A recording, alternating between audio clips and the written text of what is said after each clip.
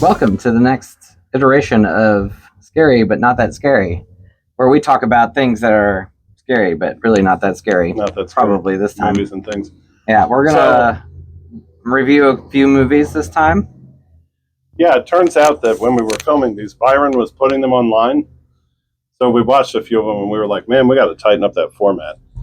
So tighten up. This episode, we've got a couple of different segments. We're going to use the space a little better.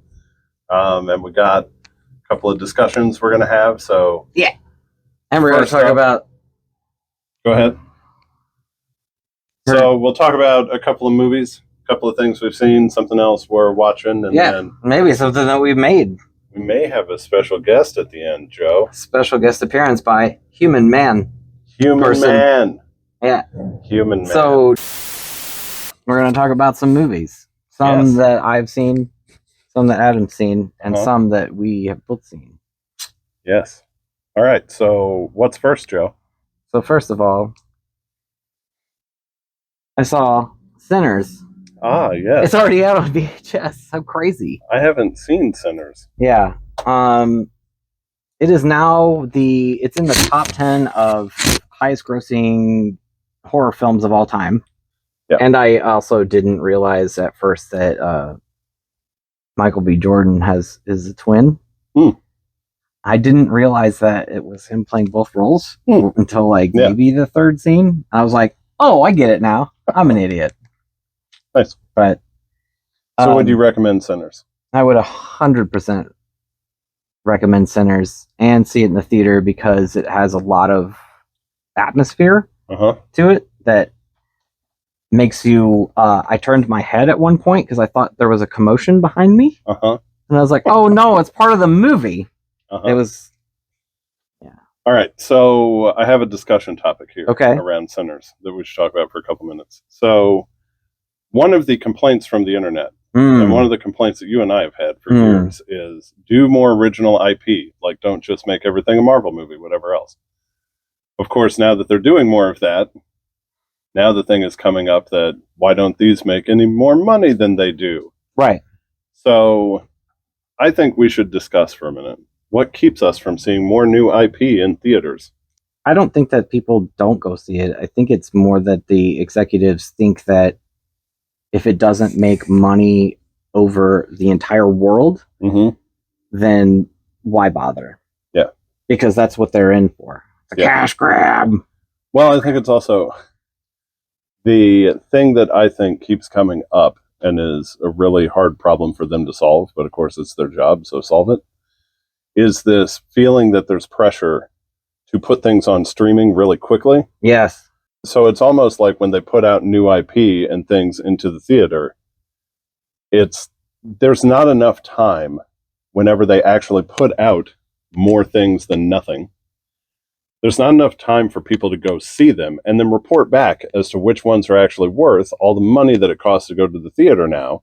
And by the time word of mouth gets around, then you're like, well, I wasn't there opening weekend, so now I'm never going to see it in a theater. Because they're trying to rush it to streaming because they don't want to double dip on marketing. And the last point I'll make before we move on is it costs too much to go to the theater. Full stop. Lower that price. We'll be there more often. Well, I think it's also part of the experience because... Getting overcharged? Actually, yeah. Because we go to Alamo Drafthouse, and it's every dollar is worth it because the people that go there want to be there. They have servers that come and attend to your seats individually. Right. The seats are all fantastic, and the theaters are all clean and nice, and they do not tolerate assholes. So I feel like other theaters are so used to and lax towards all of those things that I just said that it just makes people want to not go. Yeah. I'm not naming any particular theater, but maybe I am. Who knows where we live that you would know are the local theaters. Yeah, I have no idea what you are referring. Moving on. Sinners wasn't the only movie we were going to talk about, Joe. What was the next movie? The next movie, Speaking of IPs, if you've heard of this, El Minecrafto, Minecraft, which is Spanish for Minecraft. So you have still not seen this. I have not seen this film because I believe it's actually out on streaming right now. By now, is it already? I think it was on the 13th. Yeah, because they're trying to, before people stop yelling chicken jockey. I was gonna say it's probably trying to let them. Now you can yell chicken jockey at home. Right. It's probably more saving the theaters the anguish and terrifyingness of all of the idiot kids that want to post stuff. I saw videos of people lighting off fucking fireworks during the film. Like, I get it that it's supposed to be fun and it's supposed to be like a cultural thing that people enjoy together, but it let's back up a step. It's just like kind of out of control. Let me talk about Minecraft. So I did not see Minecraft, by the way, and Adam did with his daughter. Yeah, and we also have played Minecraft for years. Yes, so, and I have also not. Yeah, and I will say that doesn't matter. There's there's certainly in jokes and whatever where there's a couple of things, but it's certainly not like, it isn't like you're going to go to the movie and go, well, I haven't seen this, so I don't know what any of this is. Right. If you don't know what Minecraft is. I feel like, let me get this out of the way first. I don't feel like it's a great movie. I feel like it was a great theater experience, and I feel like it is a great piece of entertainment. Did you have people throwing popcorn at you during... We didn't, but we did have quite a bit of audience participation. It's stuff you've seen 100 times, but also now you're like teenage or tween kids are also there enjoying a movie with you, which you realize that there hasn't been a ton of stuff that has kind of threaded that needle. And it hits for so many different audiences. And like I said, maybe at the expense of not being that great of a movie, like just end to end, it's very, like ChatGPT could have written the script pretty easily. But then you throw a couple of those other elements in there and it punches it up. And now all of a sudden you got people doing like a Rocky Horror Picture Show. I mean, there's that part of it that I think is really endearing and fun. But I think there's also a point where... just chill out a little bit. It was cool to see people care about it. It reminded me of seeing Snakes on a Plane in the theater. When I saw Snakes on the Plane, we saw it opening night at a midnight show, but somebody had gotten a hold of a screener and showed up with a bunch of, if you remember Snakes on a Plane, there's a countdown timer that counts down from 10 to when the snakes get released in the cargo hold. And the entire audience was cheering along with that countdown. And when it got to 0, a bunch of people have brought tiny snakes and just threw them into the crowd. Man, that would have been great. It was just completely over the top. And you also knew what you were getting into when you went to that. Yeah, and it had that same feeling at Minecraft of just like, the enjoying the experience of being there was part of it. Right. Where the other movies I've gone to with my daughter, it's been like, we're there for the movie and you hope the experience doesn't get in the way. Like the Taylor Swift concert. Well, you're right. I don't count that one as a movie, but we saw like Wreck-It Ralph 2 and she went with you and I to see, to see the third Jurassic World. Because she and I had made that's right. through all of the Jurassic. I forgot about that. Yeah. She made it. Yeah. She was only like 9, wasn't she? So we've talked about this for way too long, but and we've kind of drifted into this. But, do you recommend going to see Minecraft in your living room? I definitely don't watch it on the couch by yourself. That's not what it's meant for. Super spooky and scary. That's not what it's meant for. It's Jason definitely... Mimosa's like, You got to be ready to make it a bit of an event. There is something that a movie benefits from watching it with a crowd. Yeah. But you can't expect everybody to show up opening day for everything you crank out now. Right. But word of mouth, you stream, has anybody tried, and there's limited cases where they've done this kind of thing, put it on streaming, let some word of mouth build up, and then put it in a theater. And let people choose to go with the crowd to do... I mean, some of the most fun we've had in the theater in the last few years is going to those Fathom events for for Mystery Science Theater or whatever else, mostly because you know the crowd that is there has self-selected for, we're nerds about this. Right. You're there to experience it with the same people that you are.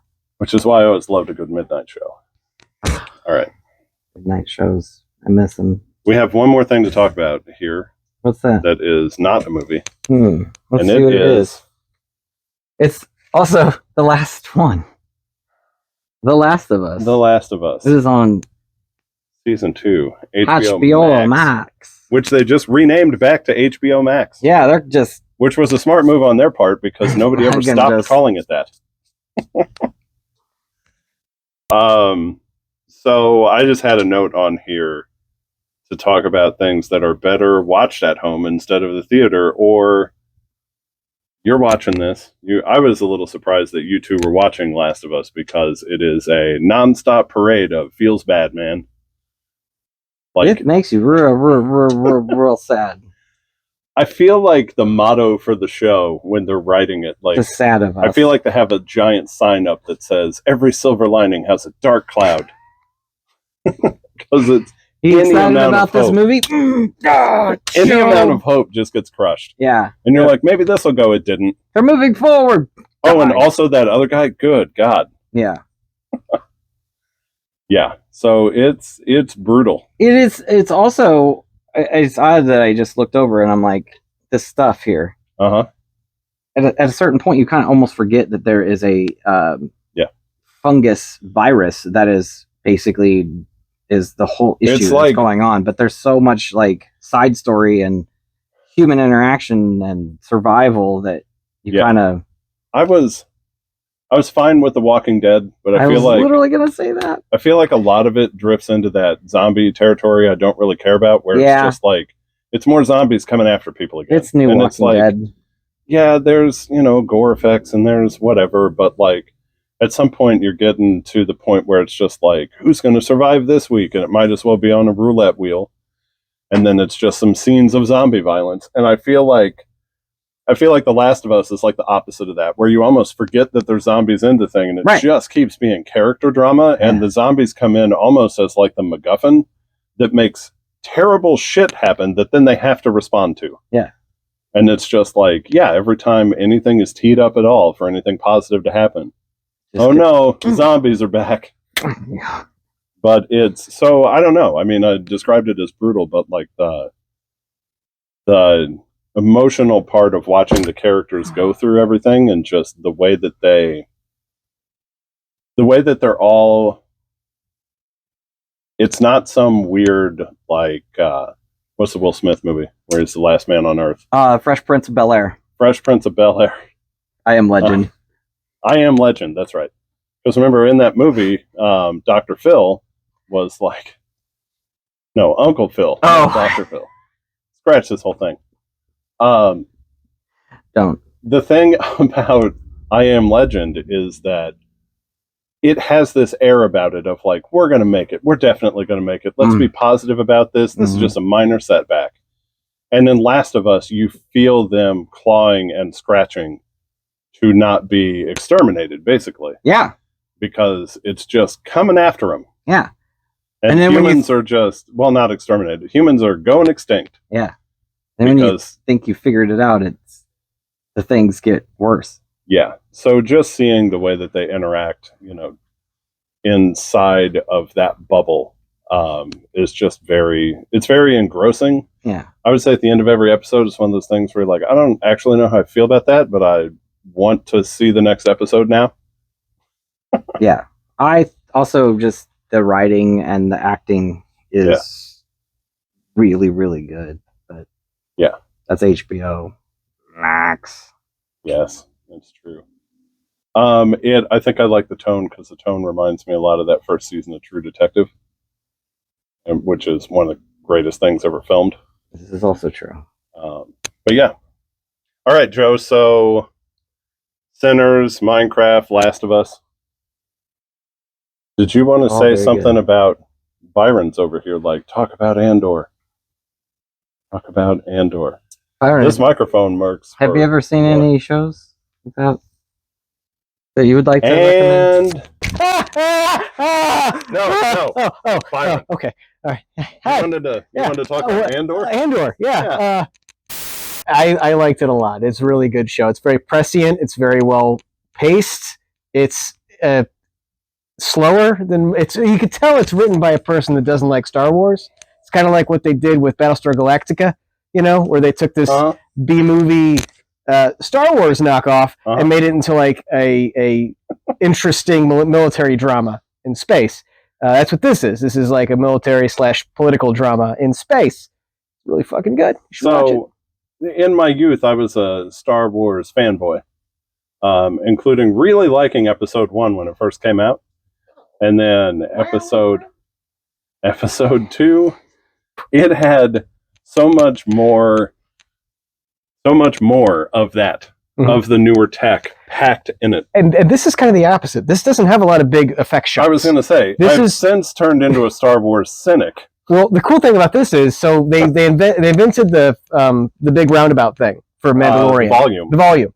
And they started using it too much to the point where everything felt too constrained and too small scale, especially in the Obi-Wan show. It didn't feel massive. It felt tiny. Like, wow, look at all these places they go where the ground is perfectly level. It's weird. It all feels very artificial. Right. Like but with this, in the volume. Yeah. But with this, they film in real places. This is real sets, real extensions, and it shows. It's good. You should watch Andor right fucking now. Do it. Watch Andor. Good God. Adam. I was thinking about what Byron would probably say about Andor if he was here. Oh, I've heard it's good. Anyway, Last of Us.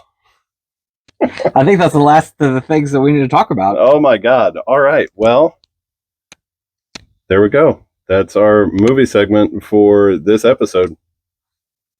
Now I think it's time to hear a word from our sponsor.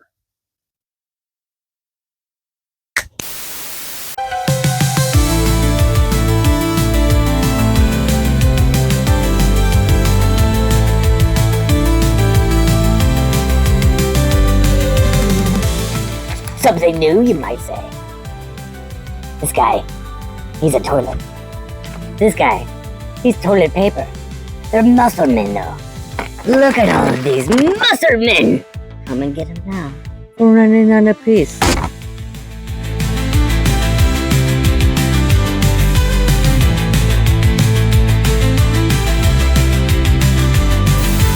Hey, so, Joe, you're further from me than you normally are, and there's a person there. Who is this? This is Byron. It's Byron. You know Byron, He's a though. good dude. I'm Byron. So the last couple of months, we've been slow to post things and a little distracted, and dropped in the newsletter that we're working on a side project.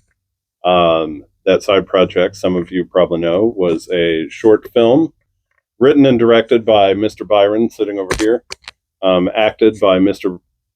Joe in his store here.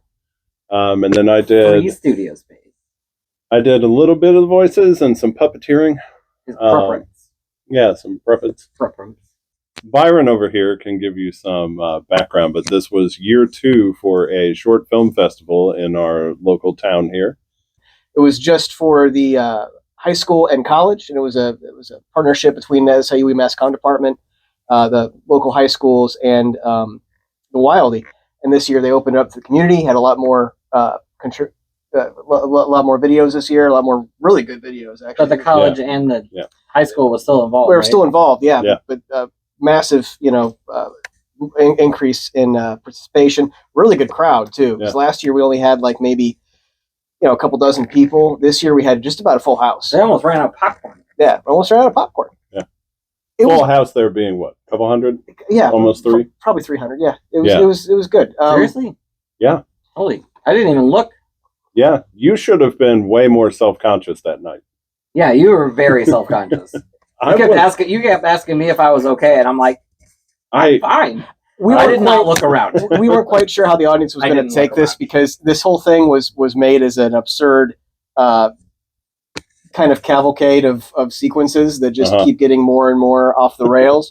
We wanted to keep the action flowing as much as possible. One of the main inspirations I had for this was Meet the Feebles, and also Gremlins 2, and Mad Max Fury Road, as it turns out. Because there was constant action happening. Yeah, I would say that was what somebody called out as they were like, this feels like a much weirder puppet horror movie that has been toned down for my children. I thought you were And I going to was say like, somebody yeah. yelled out, "This is exactly like Fury Road." We intentionally made it family friendly. Well, there'll be a Uh-huh. car chase sequence in the sequel, probably. Yeah. But we wanted to make sure that it was still family friendly enough, but had a slight edge to it to still be a little. I mean, over the listen, top. you get some extra caffeine in that rabbit, and it's hard to contain its language. Bunny's great. That was probably the best laugh of the night too, when the bunny's trying to get the scissors. And, oh, son of a bitch! Son of a bitch! Nobody ever hears it, but I also love the moment where Crunchosaurus takes a bat to the face and just goes shit. I like the when you hit me and there's spoon. Spoon! Generally, the process of doing the thing. What did you have a good time doing it, or were you like, It was fine. why don't I kick this Byron guy out of my shop? I think sooner, this was it was a cinch to edit or to shoot and put together. We only shot maybe 8 hours worth of footage, but maybe even. I don't even think it was that. It was 4 days, 2 hours a day after you close. 4 days. We had a control of the space, which was the biggest. That's the biggest hurdle with shooting. Nobody even drove in. The biggest thing that we had to deal with as far as challenges go were the puppets. Getting the shot set up were not that hard, but getting the puppets to perform right. And especially when there's a one shot where all 4 of them come into the camera on all 4 corners of the camera. That was tough to get. Did you already mention that your son helped and your coworker helped? Yeah, my buddy Mike helped. My son helped. Buddy Kyle helped print Crunchosaurus and some of the props. I forgot about that. Your mom made the stuff for the scene. Yeah, she helped with additional costuming. There was a lot of help. And Adam, I didn't even mention earlier, but you were my assistant director as well. Yes. So anytime I was like losing my mind or I needed like Joe, I know with your advertising background, you've done things like photo shoots and stuff before. And Byron, I know you've shot like all that stuff with Larry the Lab Gremlin and all that, but like I've never actually done anything that was that structured around like trying to film stuff or just frame up shots and just like stand and actively communicate that stuff. And I don't know how you two feel having done it with other people before, but it felt to me like just the moments where like the part you were talking about where Crunchosaurus pops up and hits you with the spoon. That was not in the script. We were standing there and we were like, what if this happened? And we were like, oh, well, we would do this and this would be a reverse shot. And then I would do this. And then can we get a shot of Joe's feet? And how are we going to lift him off the ground? And then, no, here, reverse shot, lift him up, do this. A lot of reverse shots. Mm-hmm. It felt like all of that stuff. I don't know how, but it felt like we had this like mind meld going where it was like we could just like half-assed describe it. And then everybody was just like, oh, yeah, I see. Okay, let's do this. And then, and then immediately watch it back on your phone. And then go, okay, we got it. Cool. Let's move to the next one. I think a key part of this was that we have all 3 worked, like, collaborated with other people on creative stuff. Right. And had that immediate thing up front of, like, I'm throwing, like, ridiculous ideas at Byron and just, like, you will not offend me if you throw all this away. I feel like we learned that, too, on the Halloween ad that we shot. Because, well, and I should amend my statement. I'd never worked on something this structured outside of the other things we had shot as well. But like the Halloween ad, we had that one pickup shot where it was just like, well, real quick, let's get Joe doing the Sam Raimi eyes. And it was like, I don't know if we're even going to need that, but just you don't want to be there a week from now going, I wish I had that shot. We had those Sam Raimi eyes. And that really sold it. That injected a lot of style. Yeah. Yeah, because that's right when they first hit the door, and it just goes to Joe and like your brilliant sound design on that one. Like it's like they're scurrying into place. Speaking of brilliant sound design, you'll notice that my voice is Byron's. Oh, in Serial Offenders, yeah. I didn't do any of the voicing at all. Yep. Which is great because I didn't want you knew what the voice was. And it was kind of like not literally know what the voice was, but you knew like what you wanted. So it was like you knew how to deliver it. And well, if there was a shot, behind you, like a behind the shoulder shot going this way, I'd add something in because you couldn't tell your mouth was moving. Yeah. Right. Sometimes I was like watermelon. Well, we eventually went there, because if we were trying to stick to script, it's like let's just say make up anything at this. Yeah. It was so funny that day too that we're watching that like nearly complete edit, and you're standing there and you're like, of course we still got to ADR the voices or whatever else, and then you're like, I really like how I delivered this one, and do you hear what I'm going for here? And then eventually Joe just looks at you and goes, why are we re-recording the voices? Why don't we just use your voice? Nobody knows it's not my voice. Yeah. No. Well, yeah. It's part of the fun. It kind of adds to the absurdity and the cartooniness of the short. So. All right, that's a good segue to topic number 2. What was your favorite part of the shoot? So there's this thing that happens to me. I found out whenever I'm filming something that if it works, if a moment works, I will giggle when I see it. Oh, that happened a lot. That's how you know. So my favorite part was related to that, where it was the not at your expense at all. We were just walking around, and it was only you because you were directing it. But we kept doing the Ed Wood thing, where like we would film it one time, and because you could see it on the phone, you were like, okay, we got it. And then we'd be like, you want another take, Eddie? Nope, we got it. We got what we needed. Moving on. Why? It's perfect. Yeah. Let's go. Moving on. I try not to dwell on the details. Like, but this just is what we needed. That like rapid, like thinking about like, you used to have to film something like 3 or 4 times and then send it off to get developed. And then the next morning you would watch dailies from the previous day to go, do we even have anything usable here? And that was if you could get a sound sync. And it was like a big deal to have like a remote tent where you're shooting B-roll to get anything back of like, do we even have like the shots? So the fact that part was so entertaining to me that we could just come up with those moments on the fly and then just like, is this working? And then to put it together, and then you start giggling, and Joe and I are looking over his shoulders, and we're like, this thing we're making is ridiculous, right. But we got the fact shot. That we could look at it instantly, and Byron's like, you know what, we got it. It's fine. Let's just move on. And thank you guys for trusting me. Let's not shoot that again.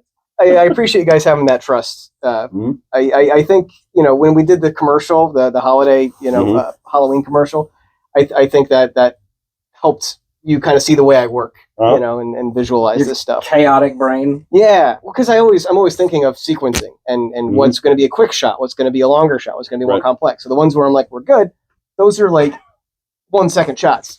Right. If something's wrong, people aren't going to notice it. It's because it's happening so fast. They will. That's why the Fury Road, example I used earlier, because there's a lot of the shots in there. They're centered, they follow the action, but they're like 1 second shots. Well, it's just funny to me because, like, when we were filming, and Mike was like, "How are we going to keep Joe from hitting his head on the floor?" And the 3 of us were already on the same page. We're like, "He's not going to fall. We're going to lift him up." There is a clip on YouTube of all of the behind-the-scenes stuff from Aliens, and it's the one where, like, the shot people talk about a lot is they've got like a bunch of cardboard tubes and trash bags that they've stuck together to figure out how they're going to puppet the queen alien before they actually commit to like molding it and doing it. And that shot, like, it just looks like a trash bag hanging on a crane, and then they start moving it, and you're like, oh God, that's real creepy. Yeah. And that whole thing, they talk about like the reverse shot they do for the face hugger coming at the camera, where they put it on the camera and just pulled it off. And Cameron was like, somebody was like, but the rain's falling down. He's like, it's a 1/4 second shot. Nobody's going to track that the rain is going the wrong direction. And with the film stock, that Kodiak film stock they were using, or Kodak, it was grainy. It was super grainy stock, so you can't really pick up those details. And it's that kind of detail too, right? Of like, it's so quick, your eye just picks up there's some rain there, not necessarily which way it's going. But if you shot that with nothing, with no water, you would go, why was the water off in that shot? Like it would be long enough that you would catch it, but as long as it's there in some form, your brain's like, yeah, water, whatever. Water, There's a treasure trove of information in every James Cameron commentary track, but the one for Aliens especially, because you learn a lot about filmmaking techniques and doing cheap filmmaking techniques. Right. The other thing too is there's no like consolidated video like that, but once you know some of these tricks and you start rewatching like old John Carpenter movies, you start to see where you're like, that line where it doesn't have to look real, it just has to be effective. And you get like the certain motion or whatever else, and then like you get into that you get into that space where you're like, okay, this is now good enough. It's now crossed the line where it's not distractingly bad, but we're not spending another 2 hours trying to make this more like this puppet is actually biting Joe. Well, and it also helps that it's a comedy, so that if it looks bad, we can just lean into that as a joke. What were your thoughts about the film festival and watching it with a crowd? I'm going to go first. I didn't know what it was going to feel like because we had stared at it so many times. And I had also like picked a couple of friends that weren't involved at all, but like have watched a ton of campy horror and like watched it with them on a Zoom, you know, and then they had some feedback, which I gave to you. And we like did that in the last like edit. We made a couple of those tweaks, but like, I was like going into it. I know I said this to you too. Like if it had been dead silence, I would have been fine. If it was like over the top laughter, I would have been fine. But if it was just like, boo, I was just like, what the hell is this? I was like, I don't know. Chlorophyll. Your movie's bad and you should feel bad. Yeah, like I don't know. Cry now. I don't know if there was any reaction we could have got that I would have not been fine with. Because I think if it had like played to crickets, I would have been like, well, you know, we didn't make it for everybody. We laugh at it. And I feel like if everybody like was over the top about it, I would have been like, well, yeah, because it's funny. You know what my mom said when she watched it? Looks like you guys had a really good time making that. I said, thanks, Mom. We did. We did. We Thanks, totally Mom. did. Thanks for the compliment. No, I knew it was going to be fun. I knew it was funny because I was cracking myself up, you know, doing the ADR and shooting it. But when my son, we watched it once and he's like, Dad, that was awesome. Can we watch it again? And then we watched it a third time and we were still laughing. Yeah. I'm like, this is going to hit. People are going to like this. The one joke I wasn't sure about that I kept hearing, like, you know, yes, it works, no, it doesn't work, was whenever the offenders are first introduce themselves, they have a little musical number, and then they're all out of breath. And it was like my Family Guy joke. You know, there was the one, because I wanted to have one of each type of humor, you know.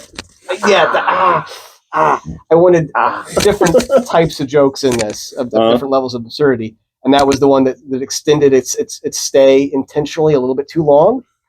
Audience didn't fall for that one. They didn't engage with that joke, but it still makes me laugh, and I still think it's funny. What? You noticed that they didn't, like, you paid attention to that during the screening? I did because it was the one piece of, well, the one joke that I got negative feedback on, and I wanted to know if people that's weird reacted to it or not. I thought it was great. I still think it is, but the audience didn't. I mean, they didn't hate it. I think there were some people that were giggling. I guess that's my pickup from the whole thing was that I was just watching it and being entertained. I wasn't even paying attention to what. I guess it's because, like, I felt like there was a lot of me in that, you know. I think that's what's weird to me is I feel like I had the least on the line in that screening because you're in the entire thing, the entire time. That's not me. And you wrote it. And you wrote it. And like, I'm like, yeah, I stood around and was like, maybe you make this joke. And then it was like in there. But so I don't know. I felt the least exposed on the whole thing. But Joe, you weren't self-conscious about like, not even a little bit. My face is going to be 30 feet tall in front of these people. I was totally on board. Yeah, I was nervous, but I had a good feeling about it. And the audience ended up loving it. So. I mean, at the same time, like what you just said, I mean, there's nothing on the line. So, I mean, if people didn't like it, then what? Yeah. We didn't spend any money. Well, I mean, you might have spent a little bit of money on it, but like we didn't spend any money on it. And then it's not like they were like, producers were like, no fucking sequel for you. It's I say this same thing to Jordan. You're done in Hollywood. I say the same thing to Jordan whenever we're making music. Like, we're enjoying that process so much. All right. If nobody else cared or responded or anything, I don't care. Throw it in the trash. I was just so excited to see it on screen. Like, all of it was just, like, the fact that it was even happening in front of me, everything that was happening in the audience, I wasn't even paying attention. I was just like, oh, this is so fun that this is on screen and we're having a good time watching it. So now my segue into this last thing is that note I said, or that night, I said this thing to Byron a couple of times, which was like, based on this reaction, we'll find out if this is the first one or the only one. No, this is part one of the trilogy. Because it's like, are we doing this for no reason? Or is this going to be like, uh-oh? They liked it. Now we got it. Now we're committed. Like, don't encourage us. Oh, no, they encouraged us. It ends with that stinger of, the serial offenders will return. So I'm kind of committed now. Yeah, I want us to do one that is framed up like Dragon Ball Z, where it's like previously on serial offenders. And then we show a bunch of amazing stuff. And then the short film itself is just like a really boring part of a conversation for like 4 minutes. It's my dinner with Andre. And then it's like, next time on serial offenders. And then it's just crazy over the top shit again for like a minute. That's every episode of Dragon Ball. You're always watching. You're always like, where's that episode before or after this? Why did I watch the boring one? Yeah, that needs to be one of the serial offenders. I think we found our wheelhouse here with being comedy horror, together. I think that's something we have a lot of fun doing, and I really hope to keep making this kind of stuff and working together with you guys. So thank you. Same. Oh, you can watch this film on this URL. Yeah, I'll just put it down there. Yeah. It's, look. Ooh, it's gonna. Ooh. No, you guys, you're gonna drop it. Wait, here, look, you got down, this. Oh, softly. Hey, wait, look, you misspelled this part. I'm not gonna keyframe this animation, by the way. I'm just gonna have it. It's right there. Just click on it if you want to watch it. All right, so that's serial offenders, and I think so. Any last things? I mean, thanks again to Joe and Byron and Mike and Byron's son, whose name we'll continue to not say. But one of my favorite things about making this was that from the very beginning, I had this idea of smash cutting, like ending on a joke and smash cutting to the title, and the title itself would have been the joke, the dad joke of it, serial offenders, that they're cereal boxes and they're offensive. Mm-hmm. But also a serial offender is, a suspect that continues to doing crimes. We got it. It's a double meaning. It's funny. So I had that happen, and I had this song I was listening to. It's called "Evil Everywhere" by the Taxpayers. It came out a couple months back, and it's got this like they're a punk band from Portland, I believe, kind of like jazz punk. Mm-hmm. And they had this like section where it hits with like this dirty saxophone and this nice little riff, and it's catchy. And I'm like, that would be really cool if I could like have that be the song at the end of the movie. And come to find out, it was Google the Taxpayers label. Let's write an email, and I just went down the chain, and they let us use it.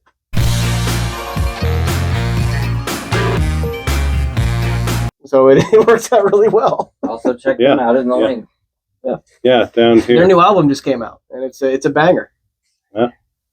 And taxpayers, if you're watching this, leave a comment down below as to whether or not you're actually listening to Morphine and Moontooth while you're writing this stuff. I'm hearing them all over it. It's great. This was fun. Thank you guys for having me on the pod. Cast. You're welcome. It was fun. Oh, wait.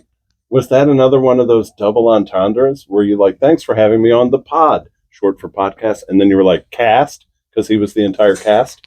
Got it. Well, Joe, this episode we've been running around the store, not just sitting on the couch. How do you think that went? I think it went pretty well. Yeah. I'm very exhausted, though. Exhausted. It's a lot of work. We sat in 2 different locations. Right. Stood in the third. Yeah. Who the hell stands for that long? It's so dumb. So let us know what you thought. Hopefully that's a little more punchy, but yeah. But yeah, good variety. Good. Thanks. Good times. Yeah. Good guest appearances. Good. I was gonna say thanks for Byron.